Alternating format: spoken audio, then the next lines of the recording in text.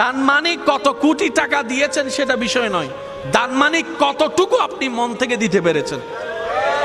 অনেক সময় দেখবেন মন থেকে 2 টাকা দান করলেও সেটা আল্লাহর কাছে কবুল হয়ে যায়, আর মন থেকে দিতে না জানলে 10 কোটি টাকাও আল্লাহর কাছে প্রিয় হয়।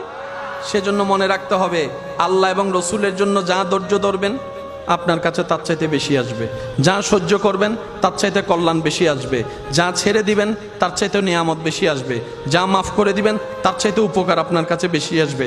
আল্লাহ এবং রসুলের জন্য কোনো কিছু করলে সেখানে লস বলে কোনো শব্দ, জোরে বলতে হবে, লস বলে কোনো শব্দ।